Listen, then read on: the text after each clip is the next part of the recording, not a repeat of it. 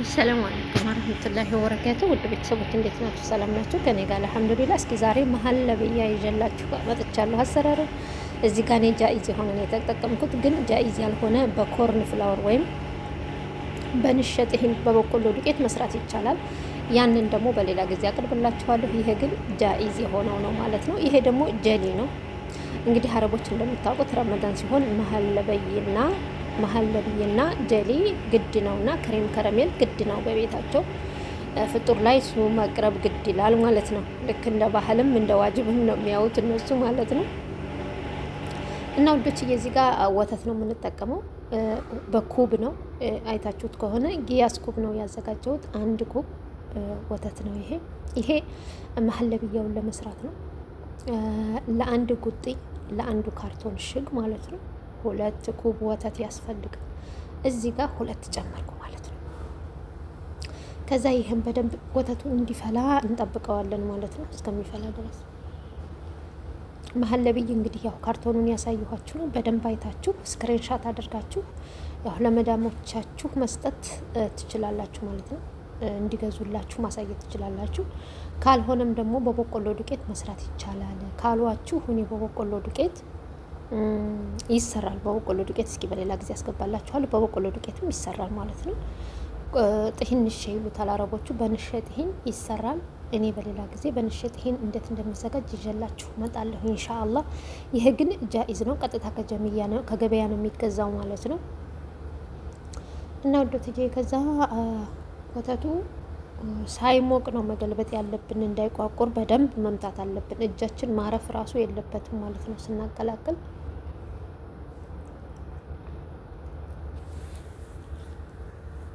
በደንብ አቀላቅሉት። ላይክ፣ ሸር፣ ሰብስክራይብ አድርጉኝ ውዶች። ሸር እያደረጋችሁ ላይክ እያደረጋችሁ ሰብስክራይብ አበረታቱኝ። ለአዲስ እህቶቻችሁ ሸር አድርጉ። አዲስ ምግብ መስራት ለሚፈልጉ አረብ ሀገር ላይ አዲስ መጥተው አዲስ ምግብ መስራት የሚፈልጉ እህቶች ሸር አድርጉላቸው። ቪዲዮዎችን ይጠቅማቸዋል ማለት ነው። እኔ የምጠቀምበታለሁ፣ እናንተም ትጠቀምበታላችሁ። ለእህቶቻችሁም ይጠቅማቸዋል። ሸር አድርጉላቸው እና ላይክ፣ ሼር፣ ሰብስክራይብ ማድረጋችሁን አትርሱ። እዚህ ጋር ወተቱ መፍላት አለበት። ዱቄቱን ግን ወዲያውኑ ነው መገልበጥ ያለባችሁ። ልክ እኔ ወዲያውኑ ነው ዱቄቱን የገለበጥኩት፣ ምክንያቱም በደንብ መመታት አለበት እንዳይቋቆር በደንብ መመታት አለበት። ቢፈላም ባይፈላም እስከሚፈላ ድረስ በደንብ መማሰል አለበት። ካልተማሰለ ይበላሻል። ፈጥኖ ነው ሳታስቡት ነው የሚበላሸው ማለት ነው። እየመታችሁ ነው መጠበቅ ያለባችሁ እስከሚፈላ ማለት ነው። ያው እኔ በትንሹ ነው አሁን ያደረኩት፣ ግን ሌላም እሰራለሁ። አሰራሩ ለእናንተ እንዳሳያችሁ ብዬ ነው እንጂ ሌላም ጨምሬ እሰራለሁ ማለት ነው። ያንሳል ምክንያቱም ቤተሰብ ብዙ ስለሆነ እኔ ጋር ግዴታ ነው ያስፈልጋል ጭማሬ ማለት ነው። እና ደግሞ አንዴ ከሰራችሁት ለ2 ቀን ለ3 ቀን ሁሉ አይበላሽም፣ ለ4 ቀን አይበላሽም። ከዛው ከ4 ቀን በኋላ ነው ሊበላሽ የሚችለው ፍሪጅ ውስጥ። እና ውዶችዬ ለ2 ቀን ለ3 ቀን ችግር የለውም ፍሪጅ ማስቀመጥ ይቻላል ማለት ነው። በየቀኑ መስራት አይጠበቅብንም። እስከ 3 ቀን ድረስ አይበላሽም። አያችሁ ውዶች፣ ሲፈላ እንደዚህ ወፍራም መሆን አለበት፣ ቀጭን እንዳይሆንባችሁ። አሁን ይሄ በጣም ወፈር ብሏል። ትንሽ ወተት ጣል አደርግበታለሁ፣ ምክንያቱም በጣም ነው ይሄ ትጊል የሆነው ማለት ነው። ከዚህ ትንሽ ለቀቅ ማለት አለበት ብዬ አስባለሁ።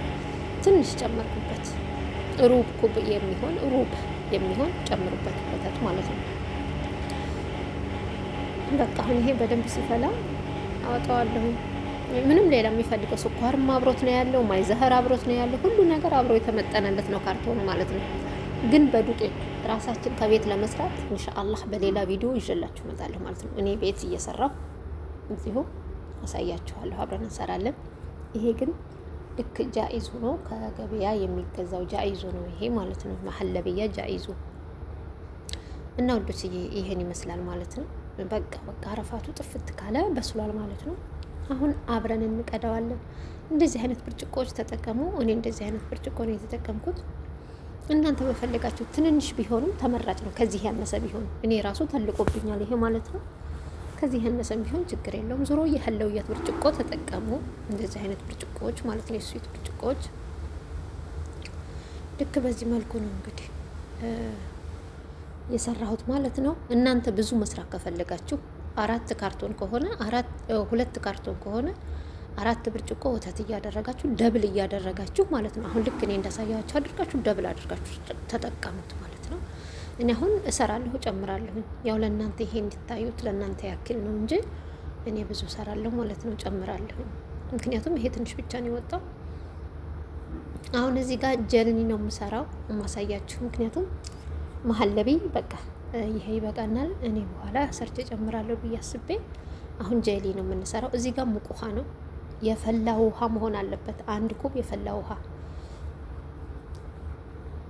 ይሄ 2ኛ ኩብ የፈላ ውሃ። 2 ኩብ የፈላ ውሃ የተጠቀምኩት ለ2 ካርቶን ጀሊ ነው። 2 እሽግ ጀሊ ያው አንዱ ነው ይሄ። ለአንድ ከሆነ 1 ነው የምትጠቀሙት። 1 የፈላ ውሃ፣ 1 የቀዝቃዛ ውሃ ነው የምትጠቀሙት። እኔ ግን 2 ካርቶን ስለተጠቀምኩ 2 ካርቶን የፈላ 2 ኩብ የፈላ ውሃ፣ 2 ካርቶን ጀሊ በደንብ እናማስለዋለን። ይሄ ውሃው የፈላ ውሃ ነው ውዶች። ላይክ፣ ሼር፣ ሰብስክራይብ አድርጉኝ እንዳትረሱ። ሻር እያደረጋችሁልኝ አበረታቱኝ። ኮሜንት አስቀምጡልኝ፣ አስተያየታችሁን ኮሜንት ላይ አስቀምጡልኝ።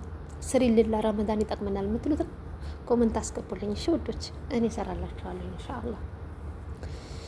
እና ውዶችዬ እዚህ ጋር ጣድኩት ማለት ነው። በደንብ ማማሰል አለባችሁ። ከታች የመተኛት ባህሪ ያለው የመርጋት ባህሪ ያለው ስኳሩ ማለት ነው። በደንብ አደባልቁት።